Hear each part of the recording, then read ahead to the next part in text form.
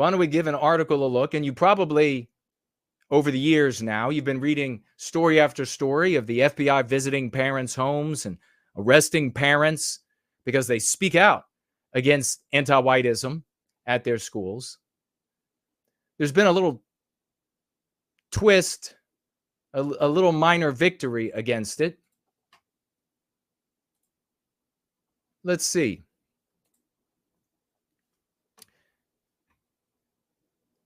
How Biden, DHS, Department of Homeland Security, the goddamn Stasi, secret police, intel experts group, plotted to get mothers and teachers to report dissent.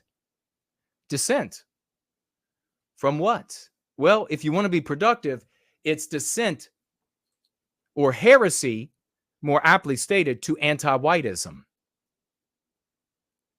The Biden administration, since disbanded Homeland Intelligence Experts Group, not just planned, was executing. We all have been reading these stories for years about parents' homes being raided, parents being investigated. Remember here in Virginia, it even happening here in abundance, the once great state of Virginia.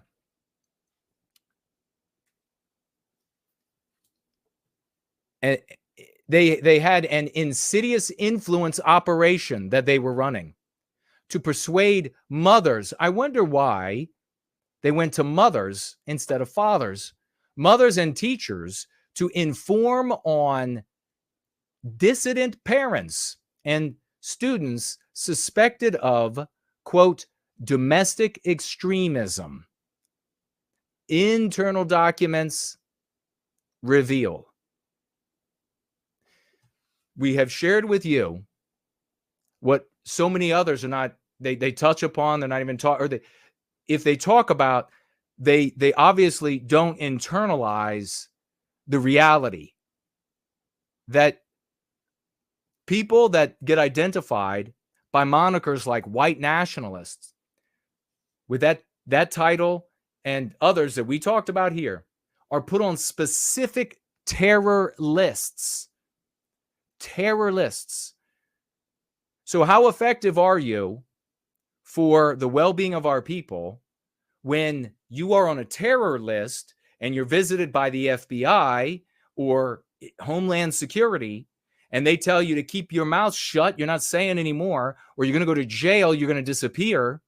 Well, that's why these people, they don't internalize it and say, how do we continue progressing to ending our victimization? Because their goal isn't ending our victimization, is it? So many of these other content creators, they just will say, oh, it's not fair. They're allowed to be, Jews are allowed to be for Jews. Blacks are allowed to be black nationalists. So I'm going to keep calling myself, okay, idiot. Was white well-being your objective? Was ending the victimization of that 11-year-old little boy? Was that your objective? No, obviously not. Being a prick, being a brat is your objective.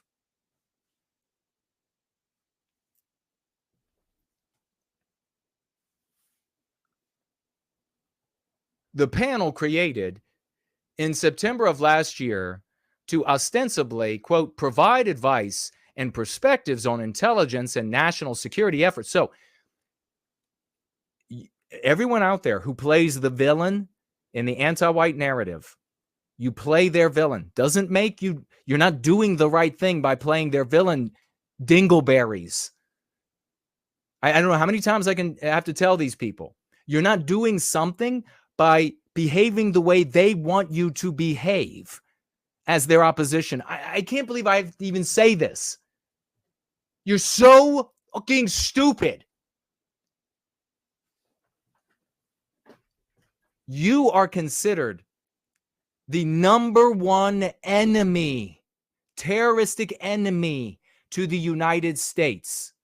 How effective are you going to be in that category for ending our victimization? I mean, Stop bringing problems to our solutions, all right?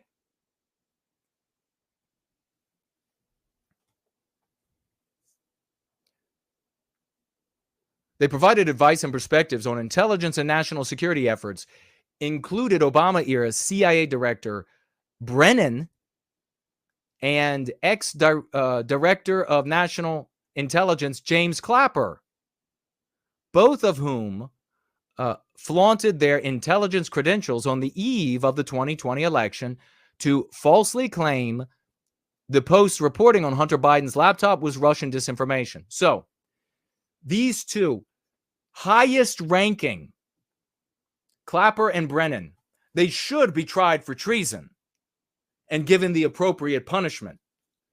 They were part of the 50 plus secret agents who signed the letter stating that Biden's laptop was Russian. They were certain was Russian disinformation. They knew for a fact. Why are they not in prison and or executed?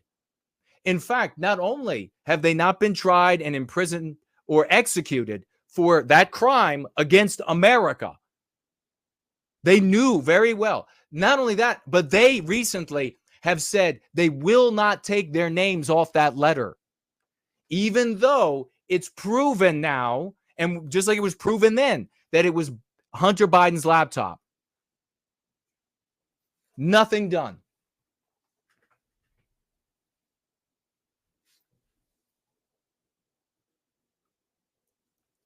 But conservative nonprofit America First Legal, AFL, alleged in a November 23 lawsuit that the group was stacked with Democrat partisans and violated the Federal Advisory Committee Act because of its, quote, lack of balance, the Biden administration's inappropriate influence over it, and its lack of public notice and participation. So, welcome to the norm of how the anti-whites operate.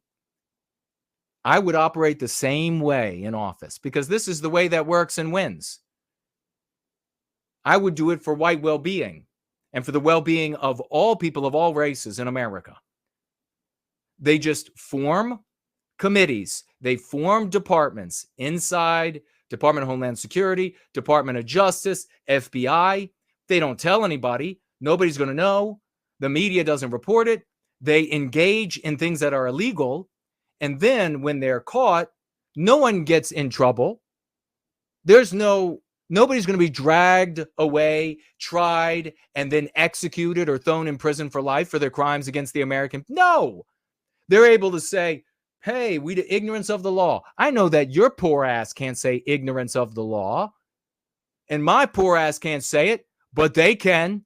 How is that? Why is that? Is that because of the dues? No, dipshits. It's because of the phenomenon that is anti-whiteism.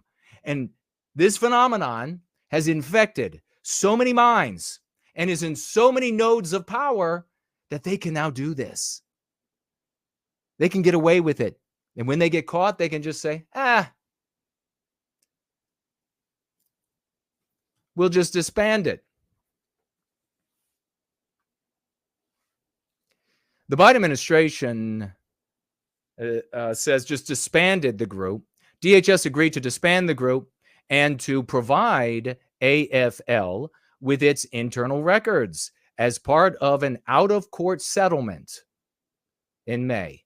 Now, the records have been obtained and provided a chilling insight into the ambitions of this shadowy organization. And how many of these shadowy groups, and what do they do, by the way? They get around the law by using, not only do they break the law, just openly and brazenly, but then they also work with private organizations like MITRE, totally anti-white organization, to carry out the things that they're just simply not able to carry out on the books. They would have to like black budget it, which they do, but it's easier to just bring in an outside organization, which, by the way, was at work during the 2020 election. MITRE and these people in another form to shut down the dissent about Hunter Biden online. These were the folks who went out during the election cycle to all of the major media campaigns and no doubt created artificial, perhaps we'll see in the data, accounts to counter the arguments about Hunter Biden's laptop because of how damaging that was to Biden's campaign. Election interference. All that has happened since Biden has been in office, all of it, including all of the gang rapes, the murders, the faces and skulls caved in by these Central South American rapists that we see in the news everywhere. All at the hands of these people, these anti-whites.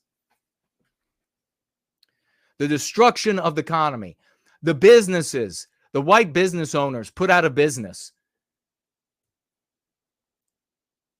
The radically unstable geopolitical situation. We can go on and on. How many of these farms that have burnt down? How many of these chicken producing, egg producing farms burnt to the ground? Cattle producing farms burnt to the ground. Jobs lost. Lives ruined. Marriages broken. How many? Families ruined as a consequence of Biden getting into office. In notes from a September 23 meeting, the Brennan Clapper group discussed ways for DHS to increase efforts to collect intelligence on Americans across the country and get into local, quote, get into local communities in a non-threatening way. Members noted that Americans have an ambivalent feeling of telling on each other, citing the failure of post 9/11 See Something, Say Something campaign. Here you have bullet points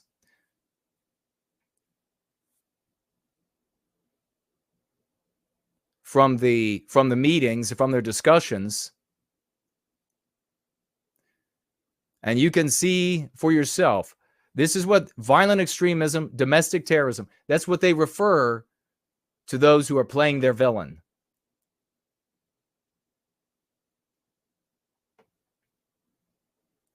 Prevention and early reporting are key points. Find out the parents who object to teaching little Johnny and little Bobby to do X, Y, and Z. After 9/11, there were signs everywhere. See something, say something. Americans have an ambivalent feeling about spying on each other. This is the best way, yet they do not say anything. Whose job is it overall? How do we get into local communities in a non-threatening way so that they'll tell on each other and spy on each other? How do people safely report? In other words, anonymously report on their neighbors.